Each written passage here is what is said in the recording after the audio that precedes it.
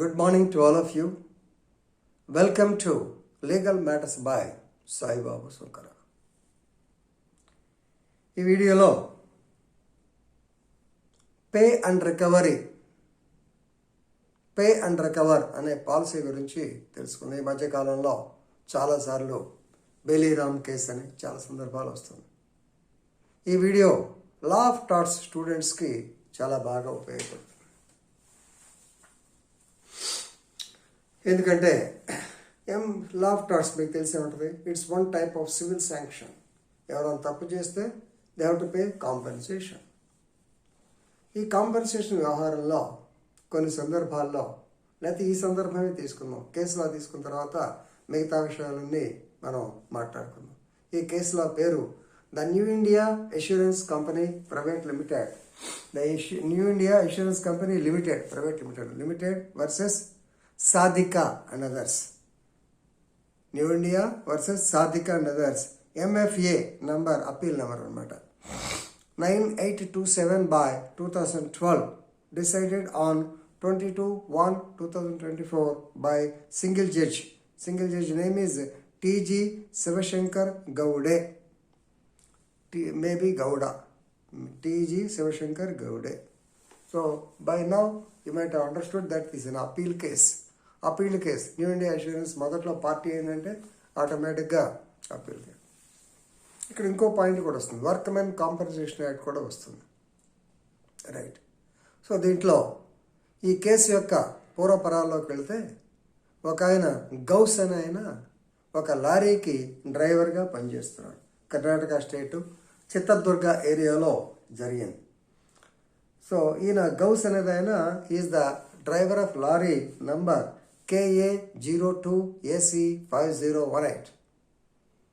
So lorry గారి owner పేరు కూడా ముస్లిమే, నూరుద్దీన్, SM నూరుద్దీన్.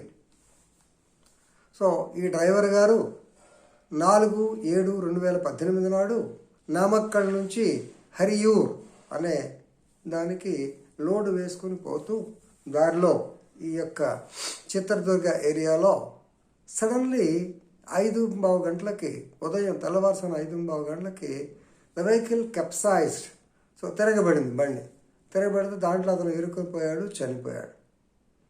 చనిపోయిన తర్వాత సరే వాళ్ళ బాధ్యులు అంతా వచ్చారు. పోలీస్ కేసు వ్యవహారం అంతా జరిగిన తర్వాత యాక్సిడెంటల్, సడన్గా స్లిప్ అయింది, అతనే ముద్దాయి. సరే మొత్తానికి యాక్సిడెంట్ కేసు కింద ట్రీట్ చేశారు. సో దాని మీద వారి యొక్క లీగల్ హెయిర్స్ అంటాం కదా, లీగల్ అలార్స్ అంటాం, లీగల్ రిప్రజెంటేటివ్, దయాదులు అయితే వారసత్వదారులు ఎవరో. సో మొత్తానికి they have approached the labour commissioner are commissioner for compensation under workmen's compensation act. గుర్తుపెట్టుకోండి, వర్క్మెన్స్ కాంపెన్సేషన్ యాక్ట్. దీంట్లో మీకు MV యాక్ట్ అప్పుడు చెప్తాను, మళ్ళీ ఒకసారి మీకోసం చెప్తున్నాను. మీరు కేసు వేసుకుంటే MV యాక్ట్ కింద 166 ఆఫ్ ది MV యాక్ట్ కింద కాంపెన్సేషన్ వేసుకోవాలి, లేదంటే వర్క్మెన్స్ కాంపెన్సేషన్ కింద వేసుకోవాలి. రెండు వేసుకుని కాంపెన్సేషన్ అంటే ఇవ్వరు. ఈ పాయింట్ తెలుసుకోండి. ఇక ఈ కథలోకి వస్తే వర్క్మెన్ కాంపెన్సేషన్ యాక్ట్ కింద section 22 of the workmen compensation కింద they have filed a case before the commissioner, labour commissioner. Workmen compensation labour commissioner. So Chitradurga labour commissioner దగ్గర వేస్తే ఆయన ఏం చేశారంటే, యాక్చువల్గా చెప్పాలంటే he has not verified whether is the driving licence or not. మనిషి చనిపోయాడు, డ్రైవరు ఇది చూసుకుని ఆయన 4.23 lakhs, ఇంకా కొంచెం 578 ఎంత ఉన్నాయి, మొత్తానికి 4,23,578 రూపాయలు కాంపెన్సేషన్ అవార్డు చేశారు. న్యూ ఇండియా ఇన్సూరెన్స్ కంపెనీ కట్టమన్నారు. ఇన్సూరెన్స్ కంపెనీ అంత తేలిక కడుతుందా? కానీ దీంట్లో ప్రాబ్లం ఏంటంటే, the driver's license was not at all found on the spot, or they are not able to produce the driving license. Insurance వాళ్ళు ఈ point. So advocate, మీరైనా insurance కంపెనీకి అడ్వకేట్గా ఉంటే ఆటోమేటిక్ ఇదే పాయింట్ రేజ్ చేస్తారు. సో లాయర్ గారు new India insurance తరఫున అతను ఏం చెప్పాడంటే, so terms and conditions of the licence were not followed. ఎందుకంటే section 3 of the motor vehicle act ప్రకారం the vehicle should be driven or vehicle should be handed over to a person who is having a due and valid license. Lorry అనే దానికి ఖచ్చితంగా public transport licence ఉన్న వ్యక్తికి మాత్రమే ఇవ్వాలి.